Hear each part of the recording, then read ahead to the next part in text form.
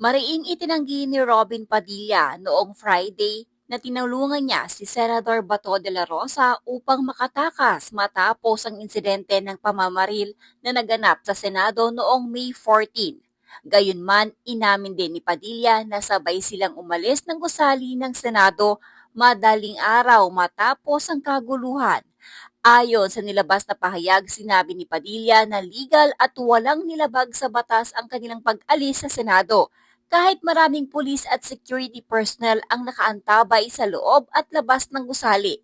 Giit niya, imposibleng maitago o mailusot si De La Rosa dahil may mga CCTV camera at mahigpit na seguridad sa lugar. Paano kami tatakas? Ang daming pulis sa loob at labas ng Senado. May CCTV pa. Wala namang humarang sa amin, ayon kay Padilla. Samantala, nagbabala naman si Justice Secretary Frederick Vida na maaaring managot sa batas ang sino mang tumulong kay De La Rosa upang makaiwas sa mga otoridad. Ayon kay Vida, ang pagtatago umano sa senador ay maaaring maging paglabag hindi lamang sa batas ng Pilipinas kundi maging sa batas ng International Criminal Court o ICC. Lalong umugong ang usapin matapos ilabas ng broadcast journalist na si Arnold Glavio ang CCTV footage na nagpapakitang magkasamang nagtungo sina Padilla at De La Rosa sa parking lot ng Senado. Lumabas din sa investigasyon ng Philippine National Police na isang puting Toyota van na nakarehistro sa pangalan ni Padilla ang umalis ng Senado alas 2:30 ng madaling araw noong May 14. Dahil dito, itinuring si Padilla bilang person of interest ng National Bureau of Investigation kaugnay sa umano'y pagtulong kay De La Rosa upang makaalis sa Senado matapos ang insidente.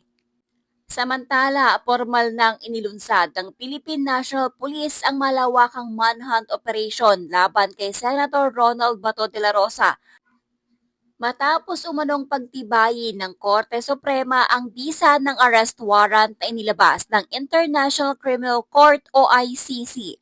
Ayon sa mga otoridad, bumuo na ang Department of Justice ng tracker team upang agad mahanap at maaresto ang senador kasunod ng direktiba noong May 21 na effect the arrest laban sa mga mababatas na itinuturing ngayong pugante. Nauna nang naghain si De La Rosa ng kahilingan sa Supreme Court of the Philippines para sa Temporary Restraining Order o TRO upang pigilan ang implementasyon ng warrant of arrest ng ICC.